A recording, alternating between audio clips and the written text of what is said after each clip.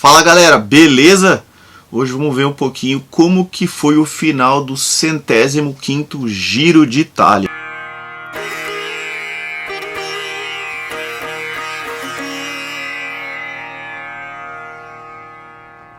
Falar um pouquinho das duas últimas etapas do Giro de Itália. Muita gente falando que a etapa que seria, podemos dizer assim, etapa rainha, seria a etapa de terça-feira passada, 16ª etapa, mas na minha opinião, mesmo não sendo a com maior ganho de elevação, a etapa rainha seria a 20ª etapa, que foi a etapa que decidiu e que deu a reviravolta na disputa pela Maglia Rosa. Por que eu falo isso? Porque, apesar dela ter um ganho menor de elevação, ela era bem mais curta, então 168 km com 4.700 de elevação. E eram 3 subidas icônicas, né? Então a gente teve o Passo de San Pellegrino, depois o Passo Pordoi, que além disso era o Timacope, ou seja, o Timacope é um prêmio que tem para o ciclista que passa pela montanha, que é a mais alta do Giro nesse ano. Aqui em 2022 foi o Passo Pordoi. E a chegada era no Passo Fedaia, que assim, é uma subida que o final é duríssimo, sem refresco. Eu vi algumas entrevistas após a prova, uma delas do Vincenzo Nibali, que é um cara que já ganhou 2 giros, foi homenageado depois no final do giro, ficou em 4º lugar no geral. E ele falou assim, essa subida é absurda, né? Ela não tem refresco, ela é larga, aberta, e você vai subindo reto, e só no finalzinho tem algumas curvas. Então a disputa foi muito grande. A gente teve a vitória do italiano Alessandro Covi. Ele, além de ganhar o Timacope, porque ele foi o primeiro a passar no topo do Passo Pordoi, ele também ganhou a etapa, né?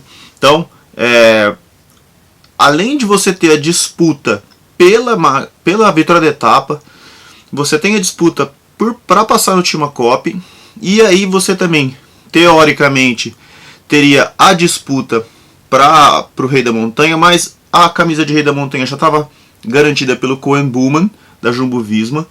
Então a disputa ficou pela classificação geral. E nessa classificação geral, a gente teve uma coisa que não era muito esperada por todo mundo. Por quê? O Richard Carapaz, ele é equatoriano, treina muito em altitude, mora numa região muito alta e, teoricamente, essas montanhas acima de 2.000 metros de altitude iriam dar uma vantagem para ele. Mas o que aconteceu? O Jay Hindley, na verdade, pessoal, ele nem atacou, né? O Richard Carapaz sobrou nos últimos quilômetros, e aí tem até um videozinho do carro da Bora Hansgrohe falando assim, dá tudo, full gas, Jay, porque o Carapaz sobrou. Então os caras fizeram uma estratégia muito boa. Na minha opinião, o Carapaz, ele fez muitas acelerações nas chegadas, então é uma coisa que faz muita diferença, né? Então, às vezes ele fez algumas acelerações e algumas chegadas ao alto para conseguir ganhar 1 ou 2 segundos, né? E estava só a 3 segundos do Jay Hindley.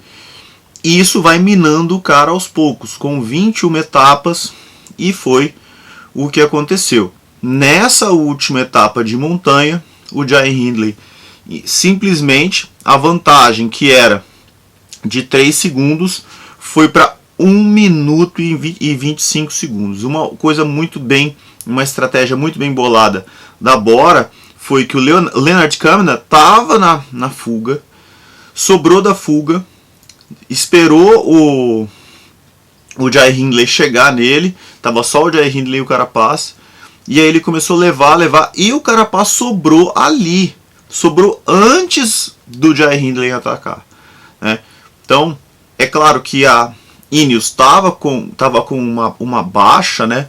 A gente teve a Ineos uma equipe muito forte, mas a gente teve a desistência aí de uma peça fundamental para a equipe da Ineos e para ajudar o Richard Carapaz, que foi o abandono em algumas etapas anteriores do Richport. Então não tinha um excelente gregário de montanha.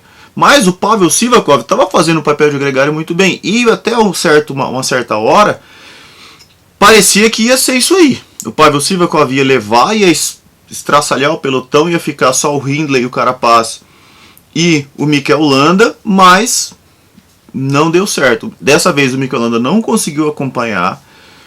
Foi só o Hindley e o Carapaz. E aí, mais pra frente, o Carapaz quebrou tanto que o Mikel Landa passou ele e abriu. O Hugh também passou ele e abriu. Então ele teve uma quebra muito feia. E esse 1 minuto e 25, depois ele não conseguiu descontar no contrarrelógio. O contrarrelógio do Jai Hindley é pior do que do Carapaz, mas a diferença não foi muito grande. O contrarrelógio, no papel, parecia ser totalmente plano. Tinha uma subidinha no meio, mas a subidinha não era simples, não. Até falei aqui, é praticamente plano, mas a subida era dura, mas muito curta. Então era uma subida, depois uma descida, e como era um contrarrelógio de apenas 17,4 km, não deu para mudar muito a classificação geral. Na verdade, a classificação geral entre os primeiros colocados praticamente não mudou. A única diferença que teve foi o seguinte: o Hugh Cart passou o Juan Pedro Lopes, que foi Magliarosa, e o Juan Pedro Lopes ficou em 10º lugar. Mas Jai Hindley continuou em primeiro. Carapaz a 1 minuto e 18, então ele tirou apenas alguns segundos. O Mikel Landa, que falou que ia tentar pegar a posição do Carapaz no contrarrelógio, tomou um temporal no contrarrelógio, ficou a 3 minutos e 24.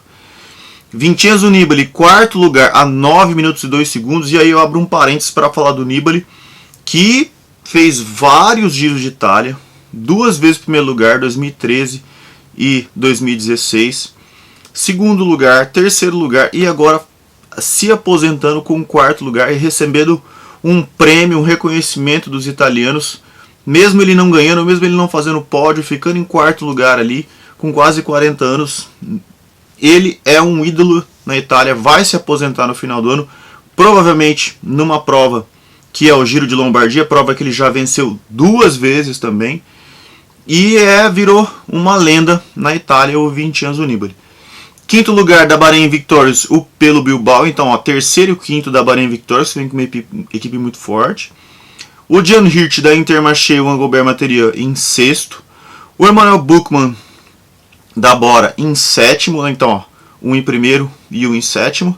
Domenico Pozzovivo, outro italiano que merece sim tirar o chapéu para ele, porque caiu, se machucou, se quebrou inteiro, fez várias operações, ia abandonar o ciclismo, voltou, fez 8º, e nesse giro ele caiu várias vezes também, né? Ele caiu na descida depois do Mortirolo. Então, 8º lugar. Hugh Cart da F Education Easy Post em 9º. Juan Pedro Lopes em 10º e Alejandro Valverde 11º. Mais uma coisa, Santiago Buitrago em 12º lugar, cara, que venceu aí uma etapa, caiu, se machucou, foi lá e ainda venceu uma etapa. Então, um Giro de Itália, que às vezes as pessoas falam assim, mas aí a gente não tem os principais competidores. Não é assim. A gente tem o foco, né? Então, alguns focam o Giro de Itália, alguns focam o Vuelta à Espanha, alguns focam o Tour de France. Então, Tour de France, os caras que vão correr Tour de France, a maioria dos caras que vão para a classificação geral não vão correr aqui. Então a gente vai ter, essa é a característica do ciclismo moderno hoje em dia. Só os sprinters, né, que vão correr, o cara corre aqui, depois corre o Tour de France, que nem o caso do Caleb Ewan, abandonou o giro para se preparar para o Tour de France, porque ele não estava preocupado em ganhar a Maglia Ciclamino, que aliás ficou com o Arnaud Demer, e sim querer ganhar etapas, né? Então, já que eu falei da Maglia Ciclamino, o Arnaud Demer ganhou a Maglia Ciclamino com muita vantagem em cima do Cavendish, do Gaviria e do Cavendish. O Mathieu Van Der Poel ficou em 4º. Camisa de Maglia Azzurra, primeiro lugar, Koen Bouwman, com uma vantagem bem grande em cima do Giulio Ciccone e do Alessandro Covi. Então a gente tem, complicado para os italianos, 2º, 3º, 4º e 5º da classificação de montanhas italianos. E o primeiro, holandês, um lugar onde nós não temos quase subida, e o cara ganhou a camisa de Rei da Montanha do Giro de Itália. E prêmio de consolação para o espanhol da Trek Segafredo, Juan Pedro Lopes, ganhou a camisa branca, né? Foi alguns dias ele Maglerosa, e uma coisa bem legal, ele abraçando o Nibali na chegada, né, no Passo Fedaia, porque assim, o Nibali até o ano passado, né, era da Trek Segafredo, então eles devem ter alguma amizade ali, um italiano, outro espanhol, mas uma situação muito legal ali, os dois se abraçando, chegando junto. Então isso aí foi o Giro de Itália. E o contrarrelógio ali em Verona, aquela festa, né? O Giro de Itália sabe muito bem fazer a festa. O cara que venceu a etapa foi um italiano, então o Matteo Sobreiro, então uma festa, né? Só seria uma festa maior se o italiano tivesse ganho o próprio Giro, tivesse ganho a classificação geral. Então o Matteo Sobreiro da Team Bike Exchange Jayco ganhou a etapa, né, de contrarrelógio, e a gente teve toda ali a premiação para o Jai Hindley, que bateu na trave em 2020, né, foi segundo lugar, perdeu ali para o tal Guggenhardt, e agora conseguiu vencer o Giro de Itália. O segundo australiano a vencer um Grand Tour. O primeiro australiano a vencer o Grand Tour foi o Cadel Evans, que ganhou o Tour de France em 2011. Aliás, o Cadel Evans estava lá em Verona, né? Eu vi uma entrevista dele e ele muito feliz, não, eu tinha que vir aqui prestigiar, foi lá para prestigiar a vitória do Jai Hindley e sai de ser uma promessa para ser um vencedor. Será que ele vai ser uma potência? Eu não sei, eu acho difícil, né? Então é um cara que tem um talento, sobe muito bem, não tem um contrarrelógio muito bom. A gente viu que nesse giro os contrarrelógios não foram decisivos, e sim as etapas de montanha.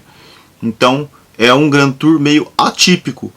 Se ele fosse para o Tour de France, tivesse um contrarrelógio onde tivesse uma distância muito grande, provavelmente ele não conseguiria fazer o quê? Não conseguiria ali estar entre os primeiros colocados. Mas se a gente tem que ver numa próxima oportunidade, ver que ele vai participar, que prova que ele vai participar, o que ele vai fazer. Beleza, galera? Então isso aí foi o Giro de Itália, o primeiro Grand Tour da temporada. Depois nós temos o Tour de France, agora no final de junho. E mais uma coisa interessante, o pessoal que está se preparando para o Tour de France, agora no dia 5 de junho, já começa o critério do Dauphiné. Acaba no dia 12. E no mesmo dia 12 começa a Volta da Suíça, onde a gente vai ter mais uma disputa. Então os caras que estão se preparando para o Tour de France vão correr essas provas aí. Vamos ver como eles estão. A gente vai acompanhar aqui no canal. Beleza, galera? Então até o próximo vídeo aí. Abraço!